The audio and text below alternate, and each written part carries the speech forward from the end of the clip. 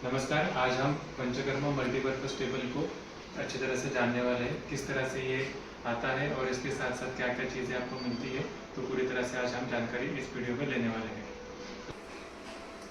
सबसे पहले ये टेबल जो है लंबाई में 7 फीट लंबा है और ऐसा जो उसका विड्थ है वो 3 फीट का है और इसकी जो हाइट है वो 3 फीट की है। और सबसे इम्पोर्टेंट है ये स्टील में बना हुआ है, तो रस्टिंग का कोई चांस नहीं होता और ड्यूरेबिलिटी बढ़ जाती है। तो इसका जो स्टील होता है वो 304 ग्रेड का स्टील होता है जो रस्टिंग प्रूफ होता है। और इसके ऊपर जो आप लकड़ी देख रहे हैं, ये लकड़ी जो होती है वो पाइन वुड की होती है, ये फूकती नहीं है अच्छे से, तो स्टीम देते वक्त अच्छे से इसका उपयोग होता है। अभी डिटेल में जानते हैं कि इसमें हमें क्या क्या मिलने वाला है। तो यहाँ पर एक आउटलेट है जहाँ से जो कलेक्शन ऑफ ऑयल होता है वो यहाँ से निकल जाता है। और ये जो एरिया आप दिख रहे थे इसको स्लाइडिंग स्लोप रहता है, तो ऑयल कलेक्शन में आसानी हो जाती है। तो इसको शिरोधारा के लिए यहाँ पर एक चीज़ रहती है कि जिसमें आपको ये स्टैंड दिख सकता है, ये स्टैंड का उपयोग हम कर सकते हैं शिरोधारा पात्र लटकाने के लिए।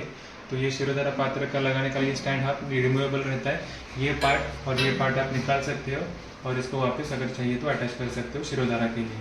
तो इसका कलेक्शन जो होता है वो नीचे अलग से होता है। आप यहाँ नीचे देख सकते हैं, यहाँ पर 2 आउटलेट है। एक आउटलेट है वो शिरोधारा का है और दूसरा जो आउटलेट है वो स्वेदन का जो पानी जमा होगा उसको बाहर निकालने के लिए है। ओके, यहाँ पर हमें धूपन के लिए एक व्यवस्था दी गई है। धूपन के लिए यहाँ पर इस तरह से लकड़ी निकालने के बाद एक यहाँ पर जाली आती है, तो जिसको मेश हम कह सकते हैं। तो उसके ऊपर पेशेंट को बैठना या फिर लिटाना पॉसिबल होता है। तो गुदा धूपन के लिए, योनि धूपन के लिए इसका उपयोग होता है। और इसके बाद इसके नीचे एक ट्रे होता है जो रिमूवेबल होता है, तो इस ट्रे का हम उपयोग कर सकते हैं। इस तरह से वो निकलता है। इस ट्रे में आपको धूपन का जो द्रव्य रहेगा वो रखना है और फिर उसमें से जो धूप आएगा वो इसके ऊपर ये मेश रखते हैं। गुदा धूपन के लिए, योनि धूपन के लिए या फिर केश धूपन के लिए भी इसका आप उपयोग कर सकते हो। इसके ऊपर ये रखने के बाद ये हमें पेशेंट को जब स्नेहन शोधन करना है तो पूरी तरह से ग्राउंड तैयार हो जाता है। यहाँ पर एक आप दूसरा एक अटैचमेंट देख सकते हैं, इसका हम उपयोग करने वाले हैं सर्वांग धारा के लिए। तो सर्वांग धारा इसको किस तरह से अटैच करते हैं मैं आपको दिखाता हूँ। यहाँ पर सर्वांग धारा की व्यवस्था इस पेटी में आपको मिलती है। जैसे ये आप देख सकते हो, यहाँ पर हमने शिरोधारा के लिए एक रॉड देखा था। दूसरा एक रॉड लेग की साइड में यहाँ पर रहता है, इसके ऊपर ये पाइप लगता है, यहाँ पर ये निकालने की और लगाने की व्यवस्था है।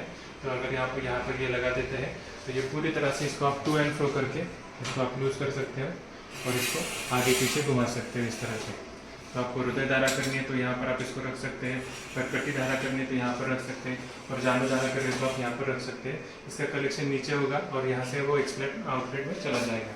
इस तरह से सर्वांग धारा या फिर कोई तरह की धारा आप करना चाहते हैं तो इसमें हो सकती है। पर आप देख सकते हैं कि यहाँ पर ये फुटरेस्ट है।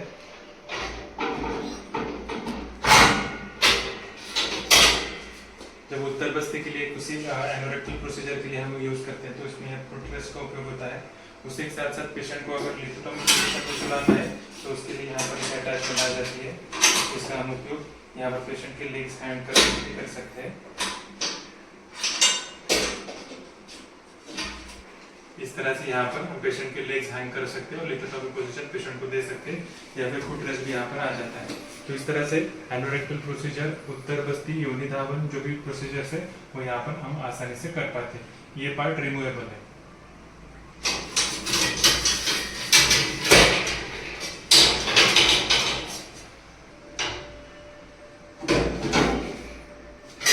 अभी सबसे इम्पोर्टेंट ये जो हमारा स्वेदन टेबल है, तो इसमें हमें पेशेंट को स्वेदन करना रहता है। तो इसको इसमें इस तरह से डोम आता है,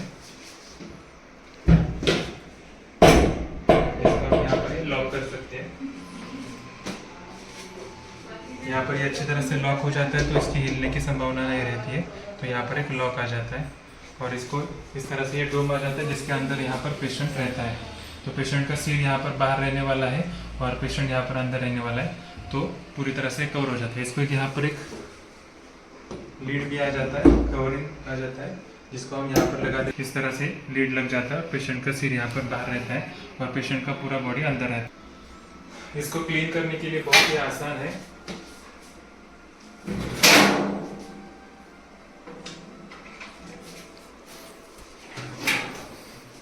यहाँ पर इसको जैसे हम गाड़ी का बोनेट रखते हैं उस तरह से इसको उठा कर रख सकते हैं। फिर उसके बाद यहाँ पर ये जो आप देख पा रहे हो ये पाइप रहती है सिलिकॉन की, जिससे यहाँ पर अंदर में स्टीम आने वाली है। और ये स्टीम का पाइप है, इसमें सारे होल्स रहते हैं जिससे स्टीम बाहर आती है। दोनों साइड में 2 कॉक हैं दिए हुए, जिसकी वजह से स्टीम अगर कुछ कम ज़्यादा करनी है तो हम कर सकते हैं।